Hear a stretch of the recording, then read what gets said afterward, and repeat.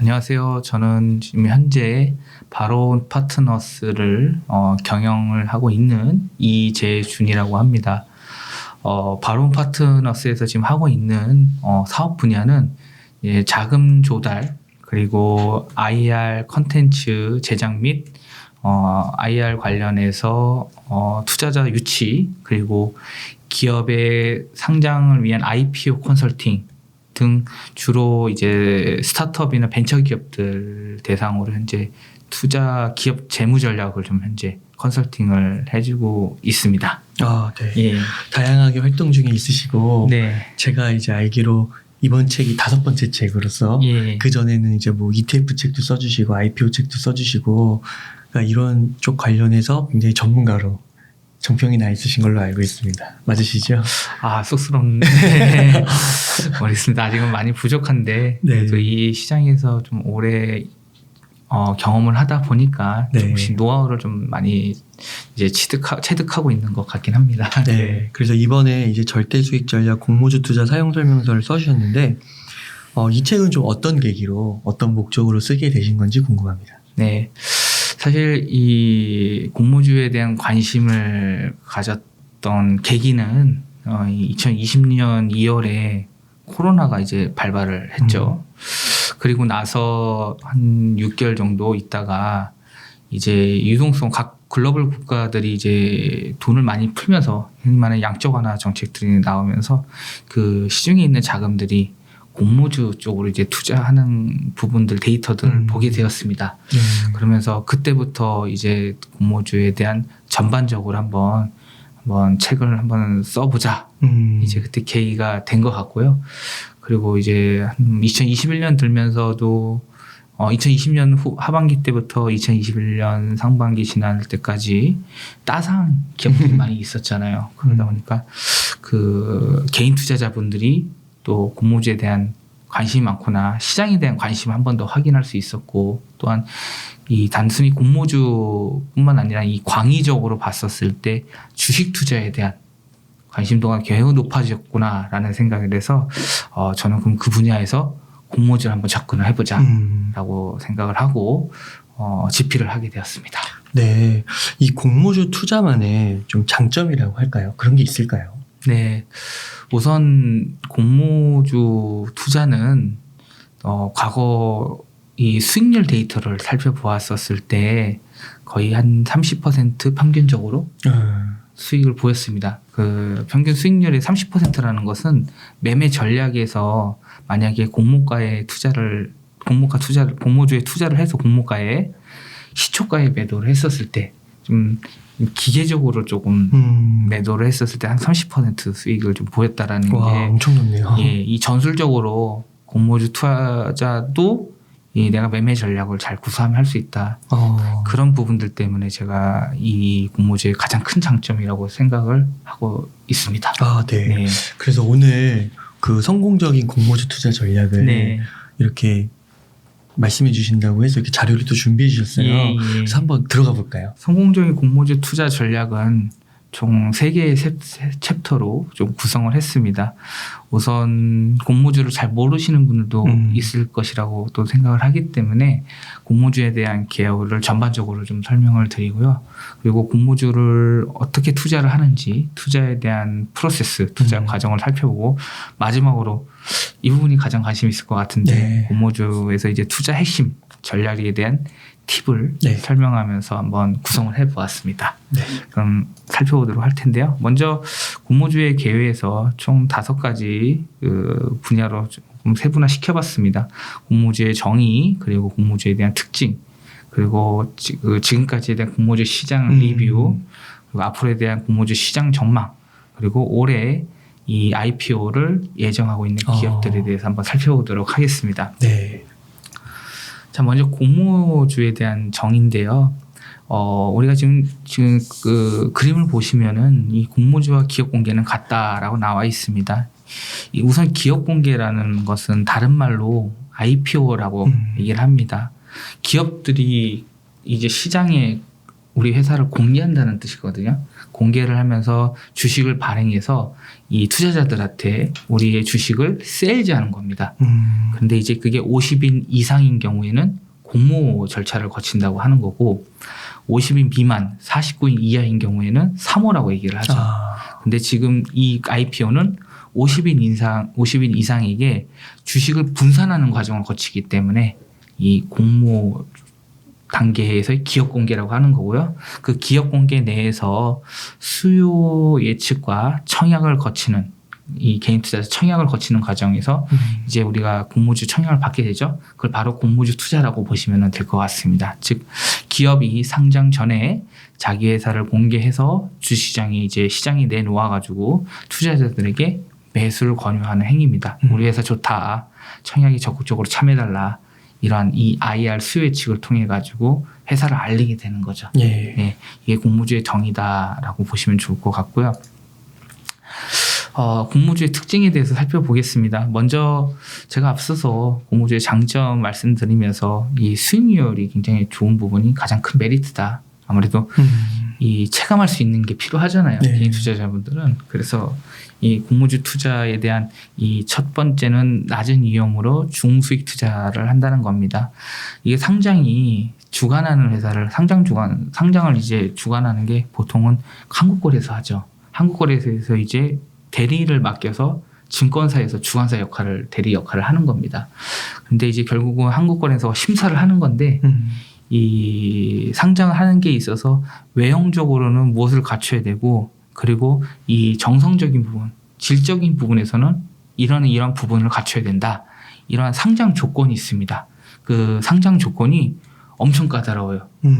이 IPO 하는 게 쉽지가 않습니다. 상장한다는 게. 그래서 일단 거기에서 한번 거래소에서 엄격하게 진행을 하기 때문에 좋지 않은 기업들이 상장하는 경우들은 거의 드물다고 보시면 됩니다. 거기서 이미 한번 위험을 줄일 수 있다라는 거고요. 그리고 앞서 말씀드렸던 게 공모주 투자의 리스크가 거의 잘 없기 때문에 이 단기적인 그 투자 전략을 했었을 때는 중수익 투자가 가능하다.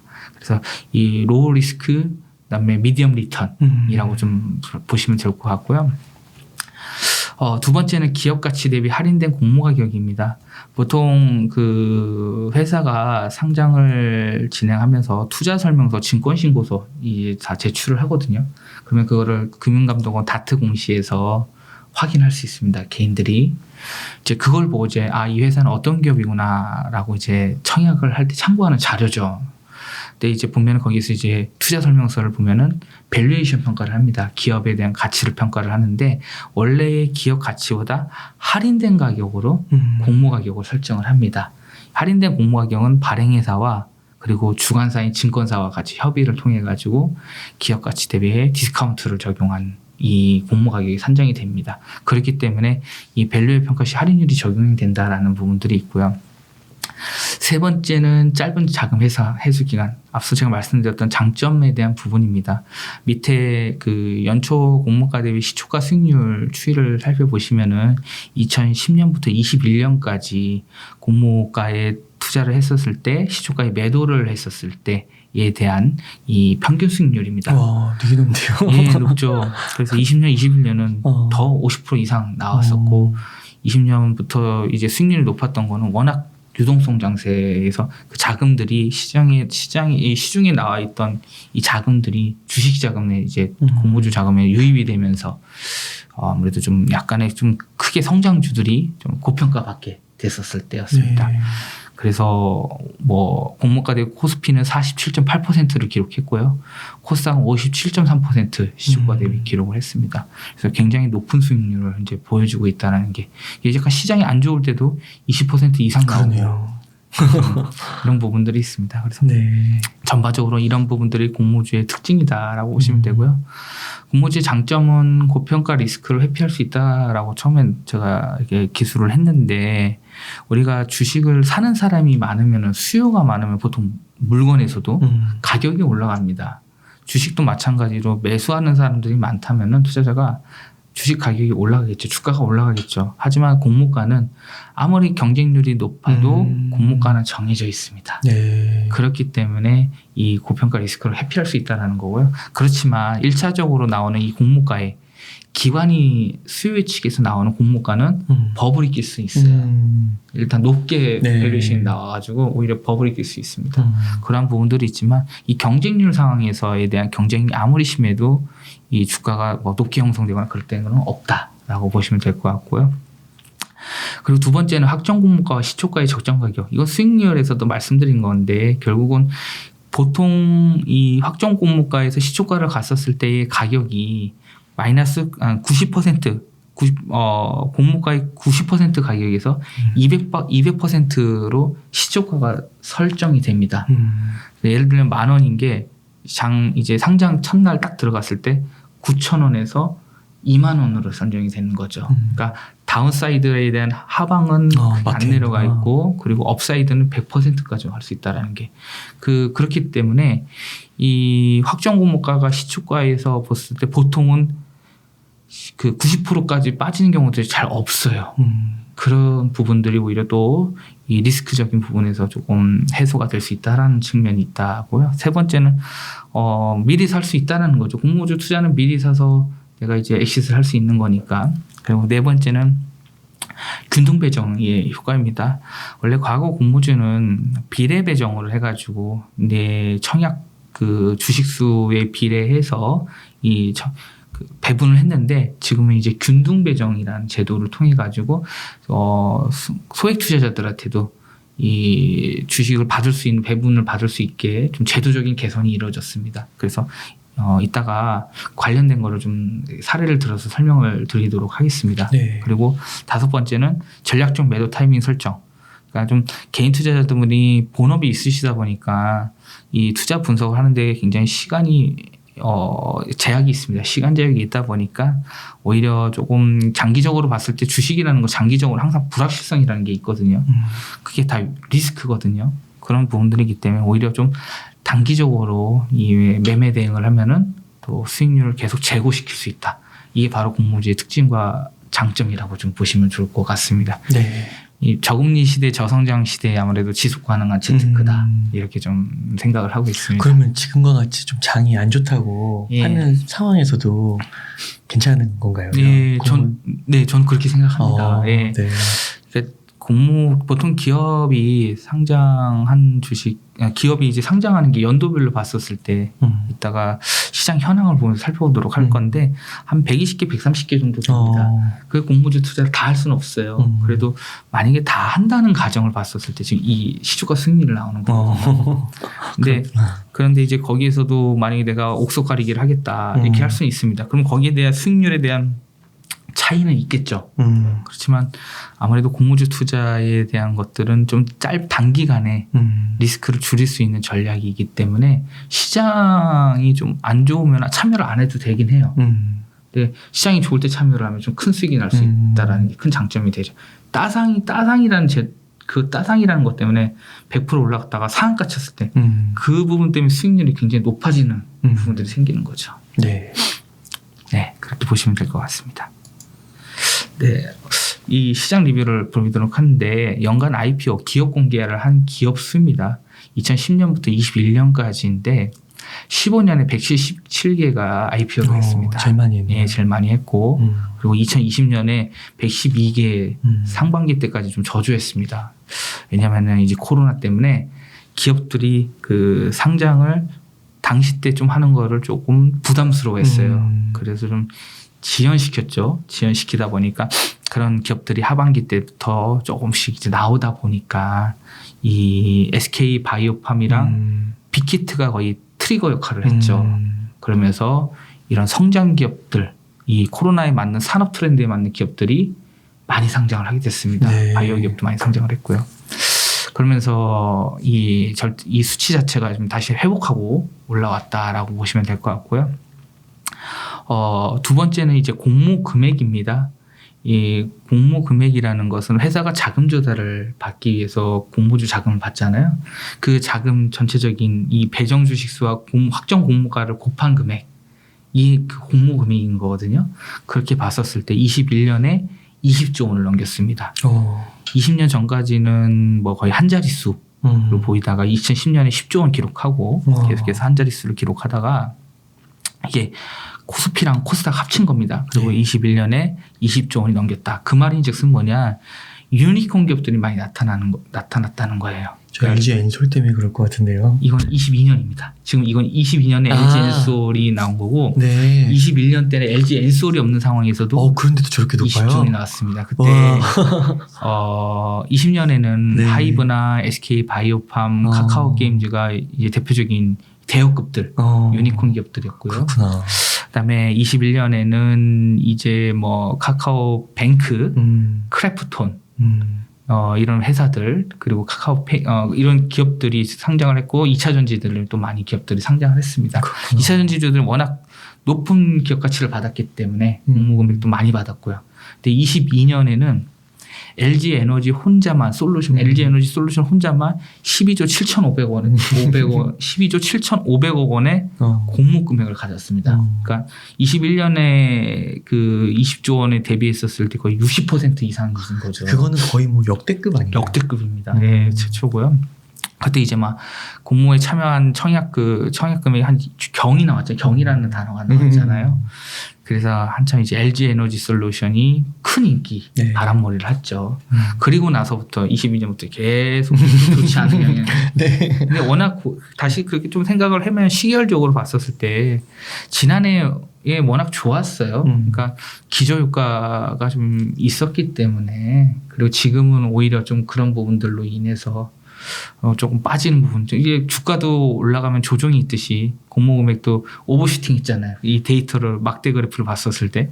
그러니까 또 조정이 나올 수도 있는 거고 그렇습니다. 월별 시장표 IPO 기업수는 코스피가 파란색, 코스닥이 빨간색이고요. 코넥스가 초록색, 연두 색깔이라고 보시면 되는데, 아무리 봐도 좀 빨간색이 좀 크죠. 길이가 길죠. 그러다 보니까 코스닥 기업들이 많이 상장을 했고, 코스닥 기업 중에서도 이 특례 상장 제도라는 게 있습니다. 기술 특례 상장이라든지 사업 성장성 추천 상장이라든지 성장성 특례라든지 이런 제도적인 부분들이 거래소에서 완화된 제도들이 나타남에 따라서 당장의 당장의 매출은 크지 않은데도 우리의 기술력과 사업 모델에 대한 독특한 부분들, 이런 유니크한 부분들로 인해서 상장을 한 기업들도 많이 생긴 거죠. 그리고 AI나 빅데이터, 자율주행, 클라우드 이런 기업들도 많이 상장을 하게 된 거죠. 다 특례 상장으로 해서 이 일반 상장보다 이 특례 상장 비중이 많이 올라가게 된 겁니다. 그러면 조건이 조금 네. 완화가 돼 있는 게 있는 건가요? 네, 맞습니다. 일반적으로 매출액 기준이나 이익 기준, 법인세 차감전 순이익 기준에서도 조금 더 허들을 낮춰줬고요. 그리고 대신에 기술성 평가를 합니다. 이 기술성이 사업성과 연결성이 있는지, 그리고 이 기술력이 어느 정도 수준인지를 거래소에서 이제 평가를 하고요. 네. 외부에 있는 전문가들 같이 해가지고 평가를 하고요. 그런 기업들은 앞으로 장래에 이 성장성이 클 것이다라는 거죠. 이제 결국은 기업은 이러한 부분들을 챌린지거든요. 거래소 이 기업의 챌린지거든요. 도전이거든요. 그런 부분들을 잘 설명해야 되는 거고, 소명해야 되는 거, 그런 근거 기반 데이터들도 가지고 와야 되는 거죠. 네. 예, 그렇게 해서 이런 진입 장벽이 완화가 됐다라고 좀 보시면 될 것 같고요. 월별 상장 유형을 봤었을 때 상반기보다는 하반기 때가 좀 상장이 많습니다. 과거에도 좀 그랬습니다. 그래서 이번 IPO 시장도 올해 상반기는 좀 지지부진하잖아요. 철회한 기업들도 많고요. 뭐 SK 실더스라든지 네. 원스토어 상장 원스토어. 철회를 했죠. 근데 이제 하반기 때는 조금 회복이 될 가능성도 있어 보인다. 근데 이게 지금 전반적으로 거시경제 환경이 좋지가 않아요. 이 금리랑 이 인플레이션 때문에. 그러다 보니까 좀 하반기 때는 상반기 때보다는 다시 좋아질 가능성도 있다, 저는 생각을 하고 있습니다. 그렇게 좀 보시면 좋을 것 같고요. 그래서 신규 상장, 이전 상장, 재상장을 봤었을 때 신규 상장, IPO 신규 상장한 기업들이 거의 90%, 그리고 이전 상장이라는 것은 뭐 코넥스에서 코스닥으로 이전, 코스닥에서 코스피로 이전하는 상장회들 이런 회사들도 이제 상장이라고 표현을 하거든요. 그런 회사들도 조금 있고 재상장한 기업들은 뭐 거의 잘 없습니다. 그렇게 보시면 되고 거의 신규 상장이 제일 많다라고 보시면 됩니다. 공모주 시장에 대한 전망은 올해 지금 5월 말까지 봤을 때 한 40개 정도 상장을 했습니다. 이제 스펙도 포함하고 했는데 숫자 자체는 지난해 대비했을 때는 숫자가 많이 좀 줄어들었어요. 아무래도 분위기가 안 좋았는데 그래서 올해 한 130개, 140개 정도로 초반에 예상을 했는데 조금 줄어들 것으로 좀 생각이 듭니다. 그리고 공모 금액은 또 일단은 LG 에너지 솔루션이 1월 달에 그냥 너무 많이 12조 7,500억 원 했기 때문에 했고 나머지 이제 뭐 대여급들이 좀 들어오면서 공모 금액은 25조에서 30조 원 정도로 현재 수준을 전망하고 있고요. 공모 금액은 지난해 대비해서는 높을 것으로 현재 좀 전망을 하고 있습니다. 그래서 다수의 유니콘 기업들이 IPO 시장에 문을 두드릴 것이다라고 예상을 하고 있는데요. 이 다음 장에서 보면은 IPO 예정 기업들하고 기대가 됩니다. 뭐가 있을까? 네. 그리고 이제 공모주 펀드가 수익률이 높아요. 그러니까 직접적으로 공모주 투자도 할 수 있지만 간접적으로 공모주 펀드에 투자도 할 수 있거든요. 그렇게 해서 이 기관 투자자들, 이 운용사에서 공모주 상품을 금융 상품을 출시를 해가지고 개인 투자자들이 공모주 펀드 상품도 가입이 늘어날 것으로 이제 보고 있습니다. 그리고 그러면은 저 공모주 상품 같은 경우는 그 시초가에 팔아주는 건가요? 그거는 이제 기관 투자자의 재량인 거고요. 재량으로. 예, 그래서 기관 투자는 그렇게 안 할 수도 있어요. 예.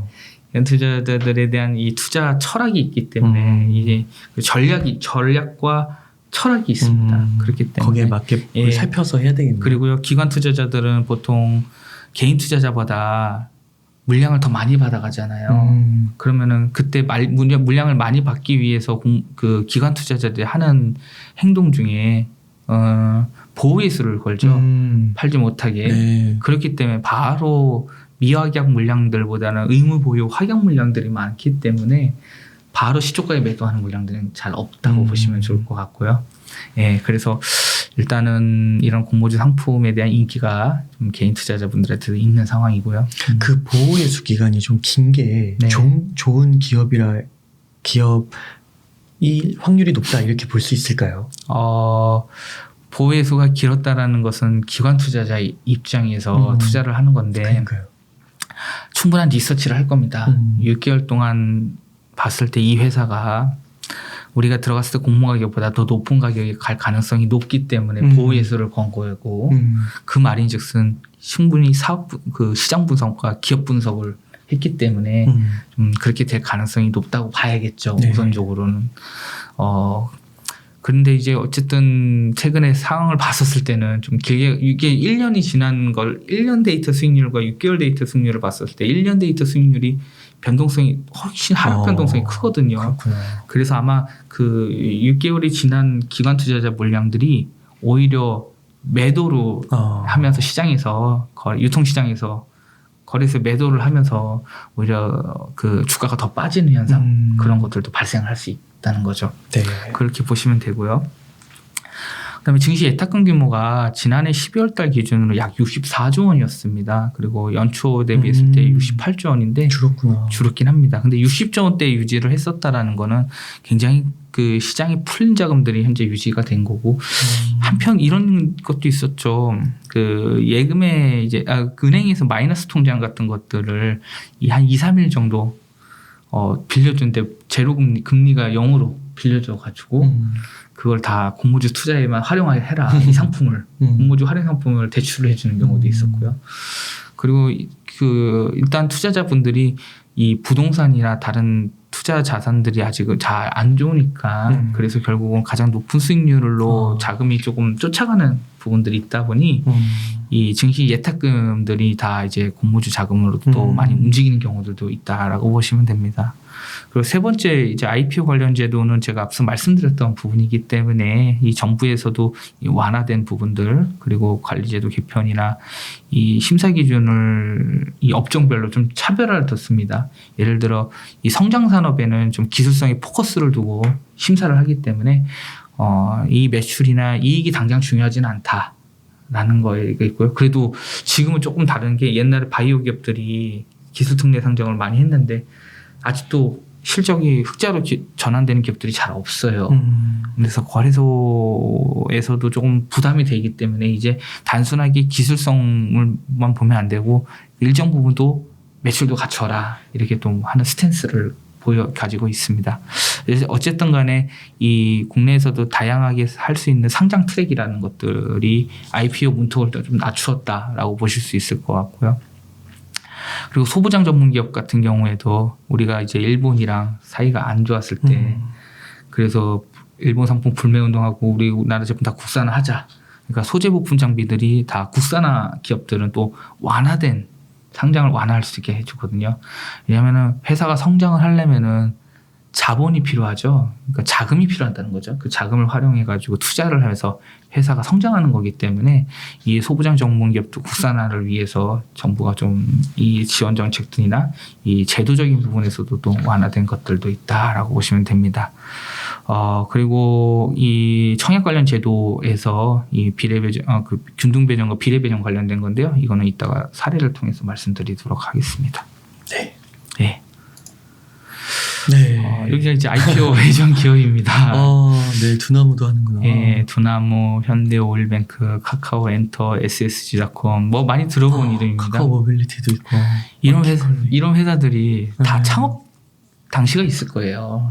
완전히 이제 걸음마 때가 있었죠. 근데 이 회사들이 VC나 기관 투자자들, 그냥 벤처 캐피탈이라든지 엑셀러레이터든지 뭐 신기사든지 투자를 받으면서 이제 회사가 점차적으로 외형도 확대되고 이런 M&A도 하면서 더 커지고 그런 자금을 활용해서 그래서 이제 상장 직전까지 온 거죠. 그러면서 회사의 가치는 뭐 20조, 10조, 8조, 6조 이렇게 보시면 다 거의 이제 유니콘 기업 이상의 기업입니다. 그렇기 때문에 이게 조금 당시에 리서치했던 게 그래도 한 3, 4개월 전이었기 때문에 그때의 코스피 지수와 지금의 코스피 지수는 달라져 주가 지수가 많이 빠졌기 때문에 아마 여기에서 조금 더 디스카운트 될 요소는 있습니다. 그렇지만 현재 이 예상 시총 자체가 그래도 꽤 높고 지금 보면 대부분 그 종목 기업들 봤을 때 업종이 플랫폼 컨텐츠 쪽이에요. 다 이런 성장 쪽 관련된 근데 이 플랫폼 기업들이 그 부각을 받았던 게 아무래도 코로나 때문에 비대면 산업 트렌드로 인해서 이 비대면을 할 수 있는 소비 행태들이 많아지다 보니까 그런 기업들이 많이 이제 성장할 수 있었고 앞으로도 좀 성장을 할 것이다. 또 다른 전염병이 발생할 수도 있는 거고 무슨 일이 발생할 수 있을지 모르니 이제 온라인 채널에 대한 것들이 조금 더 이제 앞으로도 성장성이 좋을 것이다. 이런 것들이 아마 시장의 산업에 대한 분위기인 것 같습니다. 그래서 전반적으로 이 예정 기업들이 이렇습니다. 아마 대표님도 이제 회사가 더 커지시면 이슈까지도 갈 수도 있는 거겠죠. 네. 근데 되게 이름을 많이 들어본 뉴스에서 많이 들어본 기업들이 되게 많네요. 네, 맞습니다. 워낙 광고를 많이 했었다는 거죠. 광고비를 많이 투자를 받은 자금을 갖고 많은 브랜드 광고 회사를 많이 한 거죠. 마케팅 광고를.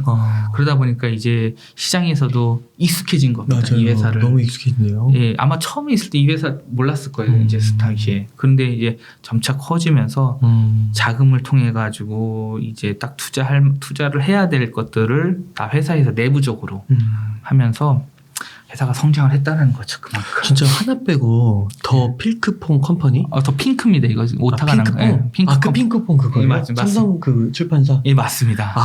그렇구나. 다 하는 건데요. 예, 컨텐츠 쪽. 예. 와, 오타. 다 1번부터 15번까지 다 하는 회사네. 너무 익숙한 회사들이. 네, 그냥 이런 회사를 보고 이제 창업하시는 분들도 꿈을 갖게 되는 거죠. 벤치마크를 삼을 수 있고 그렇구나. 우리 회사도 나중에 상장이라는 거 꼭 해보자. 얼마나 좀 약간 진취적인 생각을 가질 수 있다라는 게 참 좋은 부분인 것 같습니다. 네. 예, 넘어가겠습니다. 네. 예. 챕터 1은 이렇게 설명을 드리고요. 챕터 2는 이제 공모주에 대한 투자 프로세스를 설명드리겠습니다.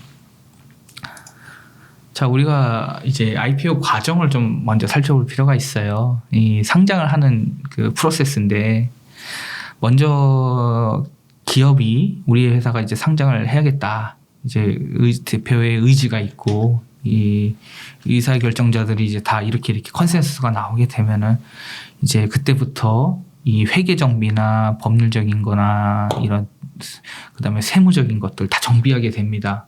우리가 상장을 하기 위한 이런 내부 통제 시스템부터 다 갖춰야 되거든요. 이 자금이나 이제 자금 부서, 회계 부서도 막 나뉘어지고 다 이제 그 물리적으로 다 이렇게 만들어야 되는데, 어쨌든 간에 그런 거를 도와주는 회사가 결국은 주관사, 증권사입니다. 회사를 보고 딱 흔히 말해 우리가 성적표를 봐서 이게서 뭐가 성적을 보고 어느 부분이 약하네. 그럼 이 부분을 보완해서 나중에 점수를 잘 맞게 해서 나중에 맞출 수 있도록 그런 이제 뭐 선생님들이 이제 코치를 해주잖아요. 그래서 그 주관사가 증권사가 하는 역할은 지금 현재 회사가 이렇게 해서 유지를 하고 이렇게 해서 지나왔는데 보니까 회계적인 거 이런 거 이슈가 있었네요. 이런 거 좀 바꿔주세요. 그래서 내부 정비를 거칩니다. 그래서 그 안에 실사를 하거든요. 거의 한 10번 정도 실사를 합니다. 증권사에서 이 회사에 방문해가지고 이 계약서부터 다 봅니다. 예, 문제가 없는 계약인지. 그래서 잘 됐. 이 정도면 이제 상장을 한번 IPO 트라이를 해봐도 될 것 같아요. 그러면은 이제 한국거래소에다 상장 예비 심사 청구서를 제출합니다. 그게 한 페이지가 거의 한 400페이지 이상 됩니다. 다 이제 그리고 거래소가 요청하는 서류들을 이제 계속해서 십수가 업데이트 제출을 해야 되는 거예요. 그리고 거래소는 이제 그 과정 기간에 실사를 또 옵니다. 이게 진짜적으로 자산이 실체적인 건지, 그리고 이 거래 자체가 굉장히 부당거래 계약인지 이런 것도 다 보고요. 그다음에 대주주가 문제가 있는 사람인지, 대주주가 만약에 도덕적으로 문제 있으면은 이 회사 상장했을 때 또 사고 칠 것 같은데 안 시켜주겠죠. 그런 것들 대표나 대주주들 철저하게 봅니다. 그래서 항상 착하게 살아야죠. 올라가게 살아야 되고 도덕적으로 살아야 되고. 그래서 그 과정이 한 45 영업일 정도 걸립니다. 심사 과정이. 만약에 기술평가를 통해서 상장을 한다면은 이 상장 예비 심사 청구 전에 그 전문 기술평가 기관한테 기술평가 보고서를 받아야 되는데 그게 한 2달 걸립니다. 2개월 정도. 그걸 갖춰서 이제 또 상장 진행하는 거니까. 일반적으로 봤을 때 상장 예비 심사 청구서를 이제 제출을 하면은 뭐 면담부터 하고 이제 거기에서 1차적으로 이게 제일 어려운 일단 과정인 거예요. 그래서 거기서 승인이 되냐 또는 미승인이 되냐 철회가 되냐 그걸 이제 카인드라는 공시 사이트, 한국거래소 공시 사이트에서 확인을 할 수 있는 거고요. 만약에 승인이 됐다, 그럼 회사는 증권신고서를 이제 제출을 합니다. 이제 개인 투자자들이 이 회사의 정보를 볼 수 있는 거예요. 그러면 다트에서 금융감독 전자공시 시스템에서 증권신고서와 투자설명서를 보고 이 회사는 어떤 업종을 하고 있고 투자 포인트는 뭐가 있고 어떤 산업에 있는 분야구나. 그래서 어느 부분에 경쟁력이 있구나. 이런 것들을 이제 투자자들 리서치를 하게 되고요. 그걸 본 다음에 이제 회사는 IR을 진행합니다. IR을 기관 투자자 대상으로 자산운용사, 뭐 연기금이라든지 은행, 뭐 등등 증권사 이 등등 해가지고 IR을 해서 우리 회사 되게 좋으니까 수혜 측에서 높은 가격에 배팅을 해주세요. 공모가 선정을 하기 위한 그 과정인 거죠. 그래서 이제 마음에 안 들어 그러면 공모가가 밴드로 설정이 되어 있는데 밴드 하단으로 갈 수도 있고 이 회사 굉장히 좋아. 그럼 공모가 상단을 할 수 있죠. 지금 최근에 버만 피어셀이 공모가 상단을 받았는데 아무래도 이 시장의 산업 분위기와 이 회사에 대한 경쟁력들 종합적으로 봤었을 때 이 정도의 가격을 밸류를 기업 가치를 평가해도 좋을 거야. 이렇게 하면서 이 IR 과정을 통해 가지고 수혜 측에 들어가는 겁니다. 그리고 나서 수혜 측에 들어가면 이제 확정 공모가가 나오죠. 밴드에 있었던 가격이 딱 정해진 가격으로 나옵니다. 그럼 그 가격을 가지고 개인 투자자들은 증권사에 계좌를 만들어서 청약에 들어가죠.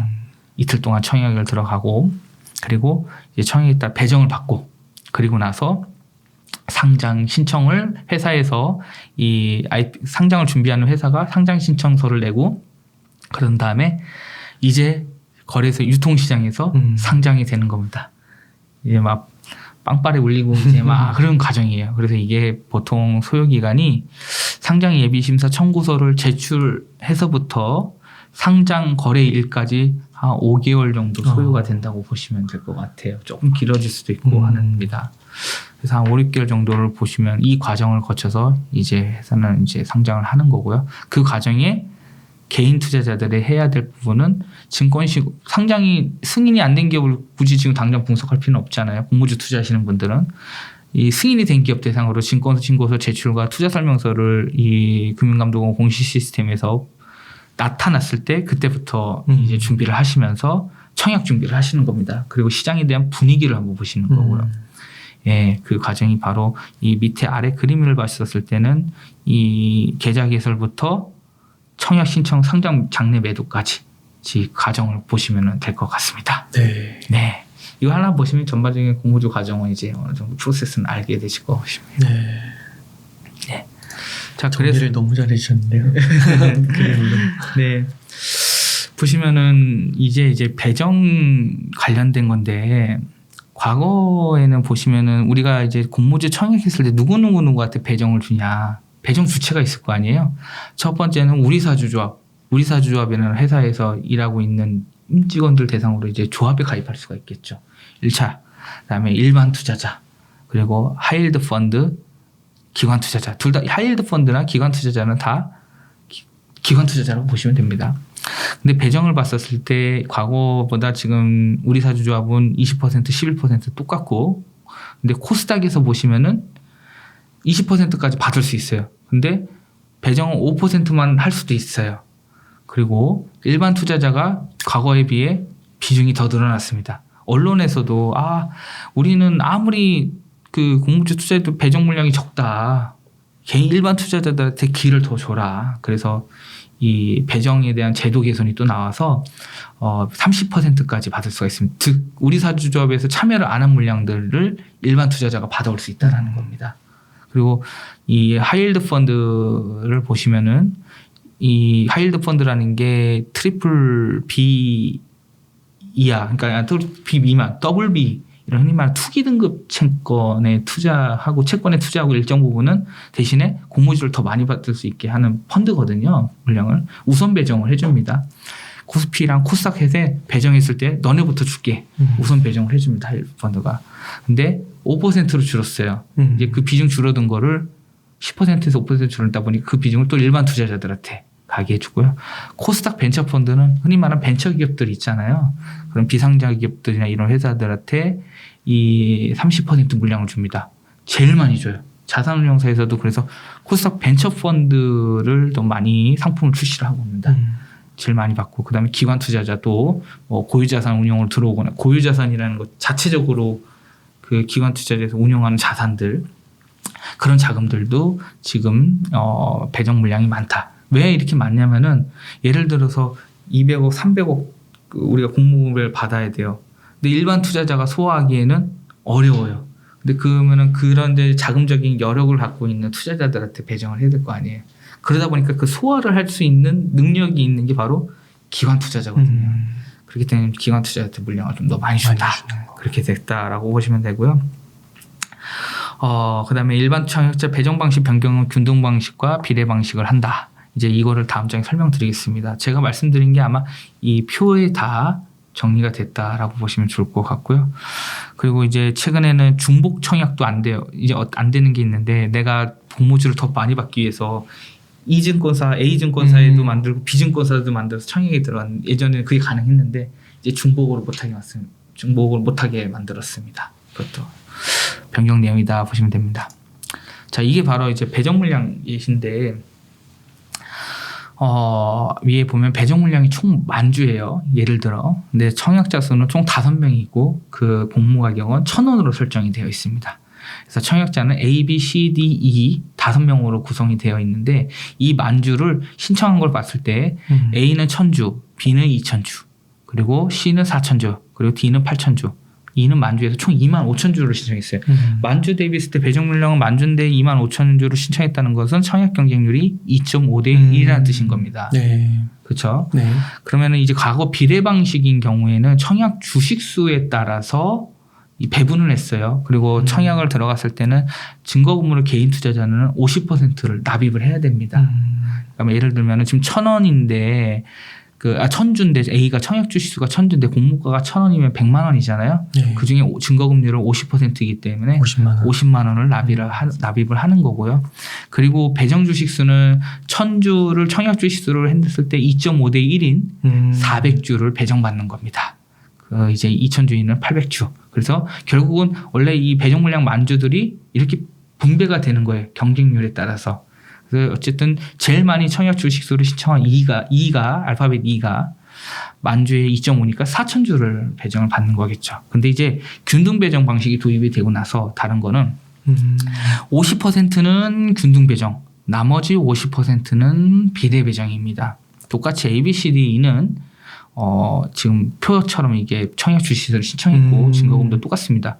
근데 만주에서 50%인 5,000주를 다 균등하게 1,000주씩 받고요. 제일 적게 신청한 사람 수에 맞추는 건가요? 그렇죠. 그렇게 받고요.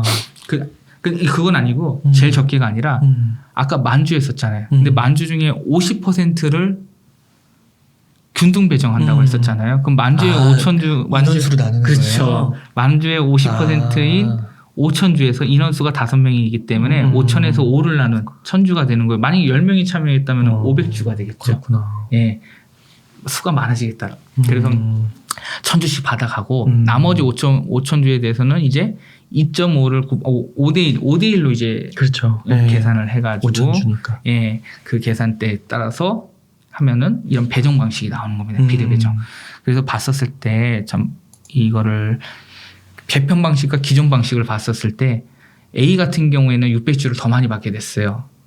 이제 비례 배정과 균등 배정이 혼합이 되다 보니까 원래는 400주밖에 못 받았던 인데 근데 이제 소액 투자자들은 많이 받아가는데 이제 좀 청약 주식이 많은 사람들 오히려 감소가 됐어요. 그 말은 이제 소액 투자자들도 참여 기회, 배분 기회를 더 많이 주겠다. 되게 좋은 그런 소식이네요. 취지입니다. 예. 그래서 이게 오히려 정부에서 나온 제도 개선이 된 거고요. 그러면은 처음에 공모 거기에 참여를 할 때 기존 방식 비례 배정하고 균등 배정하고 이거를 따로따로 이렇게 신청을 하는 건가요? 처음에 이제 증권사에서 보면은 이미 그게 다 설정이 되어 있어요. 예, 시스템상으로 이게 우리는 비례 배정 50%, 균등 배정 50% 하겠다. 그렇게 설정이 되어 있어요. 그러면은 자금만 일체시키면 알아서. 예, 그럼 알아서 가게 됩니다. 그렇구나. 예, 그런 좋네요. 어떻게 보면 소수 네. 자본 갖고 계신 분들한테는. 네.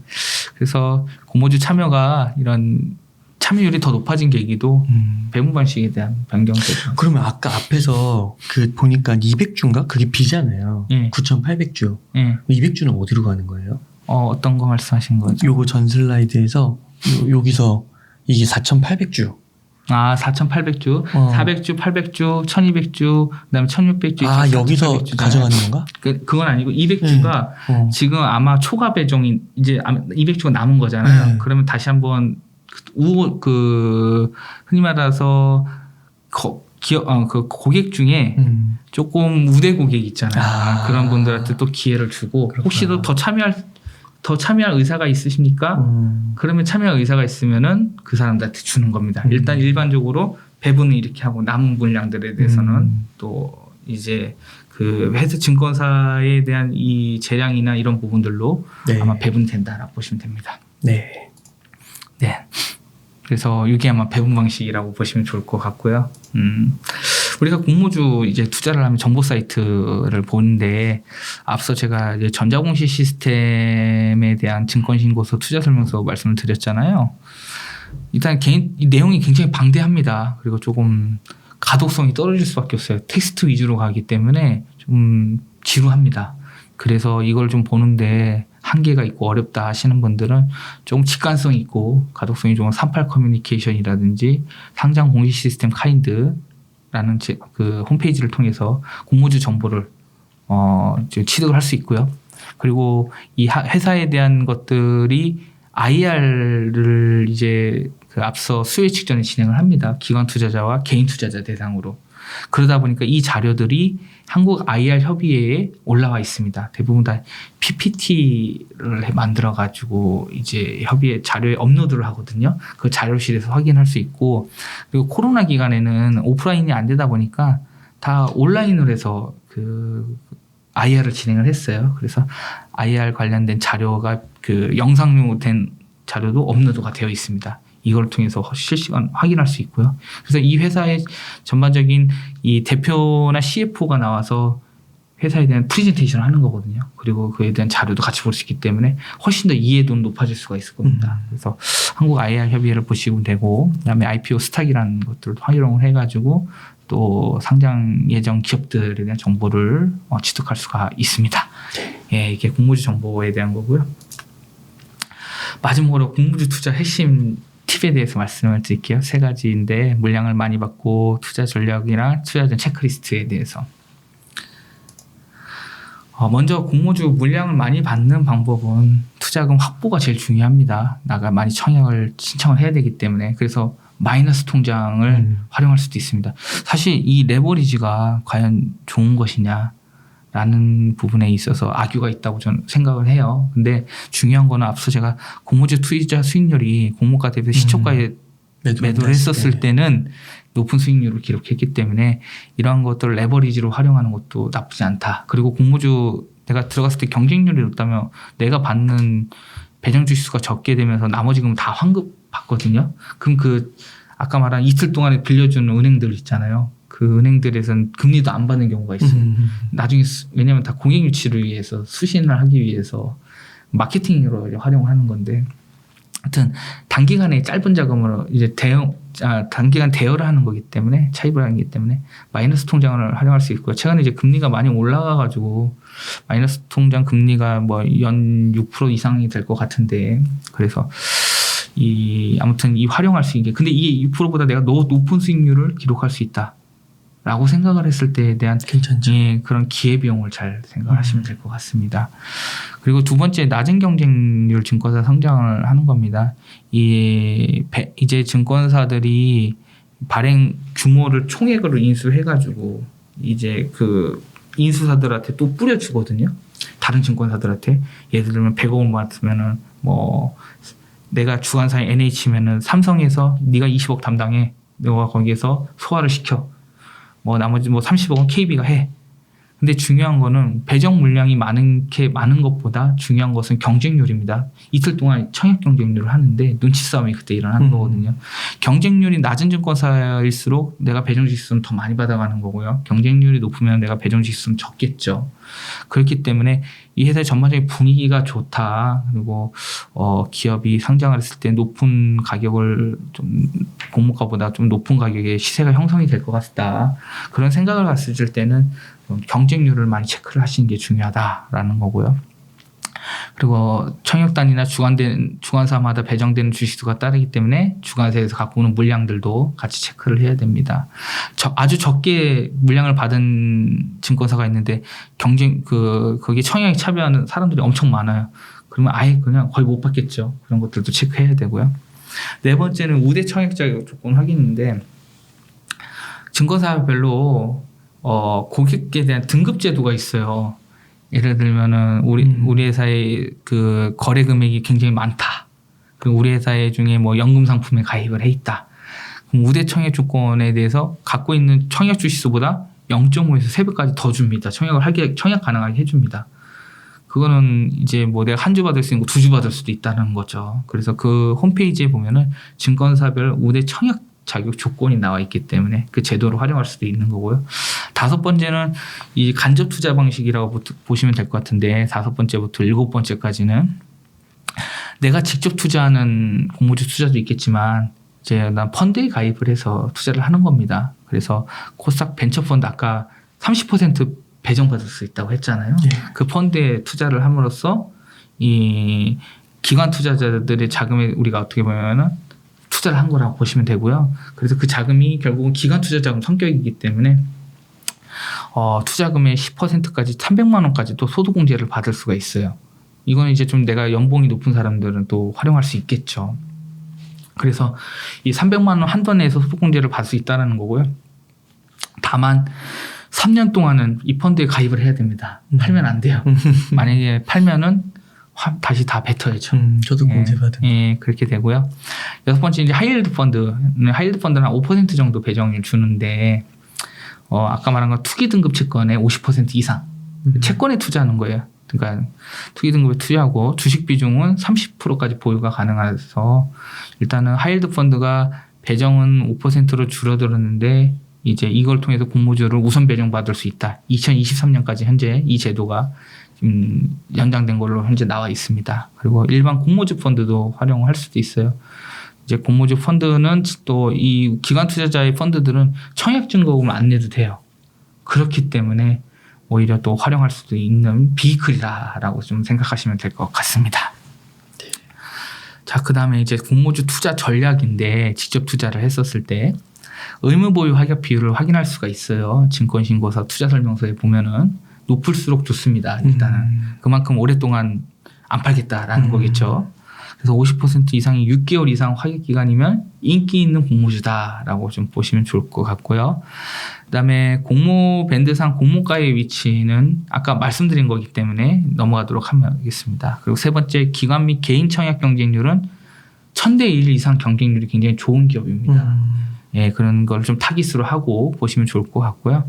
그다음에 우리 사주 조합도 그 배정 기준의 20%를 주기 때문에 조합 분위기도 체크를 해야 돼요. 직원이 아무래도 그 회사의 정보를 잘 알 겁니다.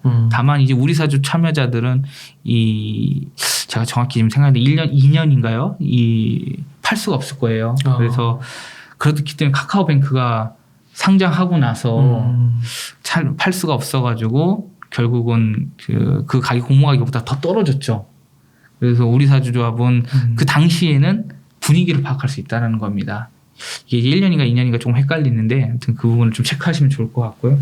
그래서 우리는 단기간에 대응을 하는 거기 때문에 그 당시의 분위기만 보고 하면 되니까요. 그게 좀 찾으시면 될 것 같아요. 이거 후회하시는 분들 있더라고요. 맞아요. 예. 사주분들 중에서. 예. 그 다음에 이제 다섯 번째는 공모주 중에 신주의 비율은 낮을수록 좋습니다. 그 말은 뭐냐면은 주식수가 증가를 하게 되면은 회사의 기업 가치, 주가는 떨어지고 아무래도. 기업 가치가 떨어질 수가 있습니다. 네. 그렇기 때문에 유상증자를 많이 하는 기업은 좋지 않은 거거든요. 그만큼 주주들이 많아지는 거고 주주들한테 돌아가는 현금 흐름 자체가 적어지게 되거든요. 그렇기 때문에 공모주 중에 이 신주와 구주가 동시에 나오거든요. 신주만 발행하는 경우도 있고 원래 갖고 있는 그 주주들이 구주를 매각하는 경우도 있습니다. 근데 신주의 비율은 좀 낮을수록 좋다. 전체 발행 주식수 대비에 대한 이 비율을 체크하는 게 중요하고요. 그다음에 당연히 중요한 건 또 증시 분위기죠. 전반적인 산업 환경과 이 회사의 산업에 대한 성장성이 어떻고 기업에 대한 이 경쟁력과 차별성 등 이런 것들을 전반적으로 체크를 해야 되고요. 일곱 번째는 대주주 지분입니다. 대주주 지분이 낮으면은 M&A가 될 수 있어요. 경영의 안정성이 떨어진다라는 거죠. 그래서 거래소에서도 20% 미만으로 이제 그 지분을 대주주가 있다면은 다른 우호 지분을 합해서 넘겨야 그거를 더 확보를 해야 됩니다. 그래서 최근에 마켓컬리가 그 이슈가 생긴 거였죠. 김슬아 대표가 그분이 대주주인가요? 예, 그분이 10%가 안 되던데. 10%에 맞아서 그것 때문에 그 우호 지분을 주주들이 그렇게 많은 거예요. 그게 왜 그러냐면은 기관 투자자들이 많이 들어왔을 거예요. 해외 투자자들이나 투자를 받으면 받을수록 기업의 그 지분율은 내가 갖고 있는 지분율은 떨어집니다. 받으면 받을수록. 그래서 희석같이 다일루션이 발생한다라고 보시면 되는데 그러면서 회사는 처음에 내가 창업자예요. 처음에 제가 100% 지분으로 창업을 했어요. 이제 우리가 성장을 위해서는 내부 자금도 돈이 많으려면 내부 자금으로 활용할 수도 있겠죠. 내부 유보이익으로. 근데 우리가 하다 보니까 다른 사업을 하려면 돈이 더 필요해요. 그럼 회사 입장에서 자금 조달을 어떤 방식으로 할 거냐. 차입을 할 거냐. 대출. 그러니까 차입이라는 것은 융자라는 거죠. 예. 아니면 그냥 우리가 증자로 해서 에쿼티 지분으로 할 거냐. 그랬었을 때 지금처럼 이자율이 높아졌을 때 기업 입장에서는 또 이자 부담이 될 수도 있는 거고요. 그리고 부채비율이 재무적으로 부채비율이 높아진다라는 단점이 발생할 수도 있는 거고요. 근데 증자를 했었을 때는 자기 자본이 커지기 때문에 ROE라고 하는 자기 자본 수익률이 떨어질 수밖에 없습니다. 이 ROE를 구하는 공식이 이 당기 순이익에서 자기 자본을 나눈 거거든요. 근데 그 자기 자본에 포함되는 게 바로 증자를 했을 때 자본 잉여금과 자본금이 포함이 됩니다. 그러다 보니까 자기 자본이 커지는 거죠. 그 말이 즉슨 주주들이 많아졌다는 거고요. 그럼 주주들한테 이제 제일 중요한 거는 기업 주식회사는 주주 가치를 극대화해 주는 거거든요. 그러면 기업이 주주들은 내가 받을 수 있는 수익이라는 것은 배당적인 수익, 또 배당 수익이 1차적인 거고, 두 번째는 내가 갖고 있는 기업의 가치가 주주 가치가 올랐던 건 주가가 올라가지고 내가 들어갔을 때 투자 단가보다 그게 또 하나의 캐피탈 게인인 거거든요. 근데 이제 다른 외부 투자자가 들어옴으로 인해서 이제 이해관계인들이 더 많아지는 거고, 그거를 이제 갖고 있는 회사의 이익을 갖고 분배를 해야 하기 때문에 내가 받는 금액이 더 적어질 수도 있는 거죠. 그러다 보니까 유상증자가 악재로 보통 공시에 왔을 때 악재로 반영하는 경우들이 있습니다. 단기적으로. 근데 그 자금을 가지고 잘 활용을 해서 수익을 엄청 냈어요. 장기적으로. 그러면은 커버가 되죠. 예, 그렇게 보시면 됩니다. 회사가 그래서 그 자금을 잘 경영을 해야겠죠. 네. 그렇게 보시면 되고요. 그래서 적정한 지분 한 30%에서 40% 정도. 이제 이거는 이제 주주총회에 결의할 때 이제 필요한 지분들은 이제 딱 이 정도 수준을 보통은 가지고 가요. 그리고 마지막으로는 유통 물량 체크입니다. 그래서 유통 물량은 흔히 말한 딱 상장을 했을 때 풀리는 물량들을 얘기하는 거죠. 흔히 말하는 락업 물량들, 의무부의 확약 물량들이 기간별로 풀리잖아요. 근데 바로 나오는 유통 물량이 30% 미만이면 좋다는 겁니다. 상장을 했었을 때. 이게 전체 내가 유통 물량이 나올 수 있는 물량이 대주주 물량이 나올 수도 있고요.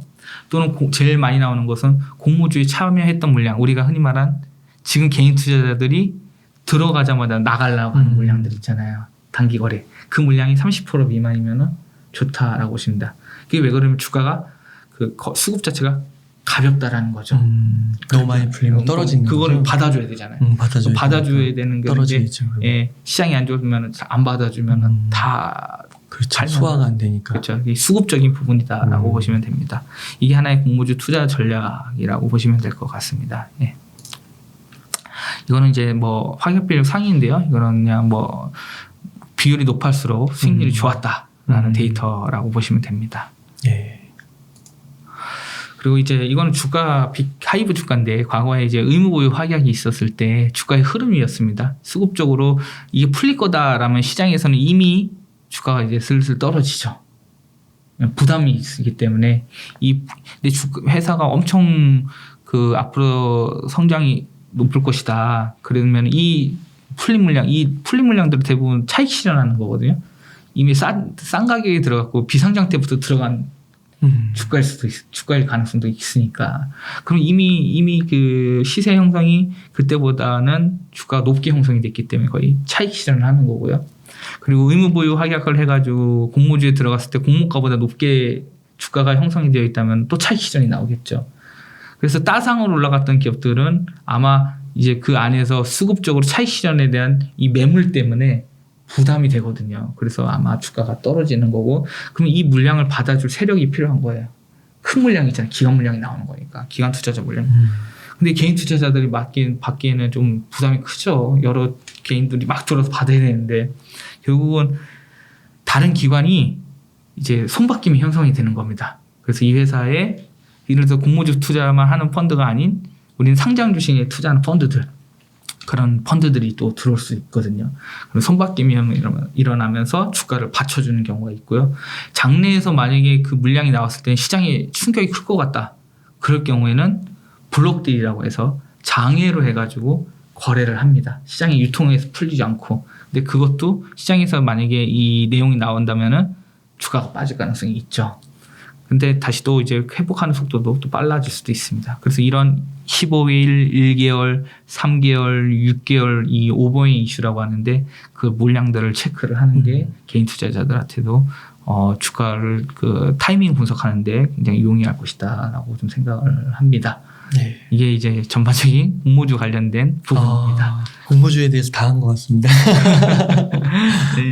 너무 이렇게 깔끔하고 핵심 부분만 이렇게 정리해 주셔서 너무 감사드리고 네. 시청자분들께서 그 말씀해 주신 것처럼 정말 지속 가능한 재테크 낮은 위험으로 중수익 투자 가능한 거 요거를 다시 한번 생각해 보시고 요런 거에 착안해서 한번 공모주 투자 한번 시도해 보셔도 되게 좋을 것 같아요. 그 시초가에 매도하는 전략 그거부터 한번 시도해 보시면 어떨까. 네.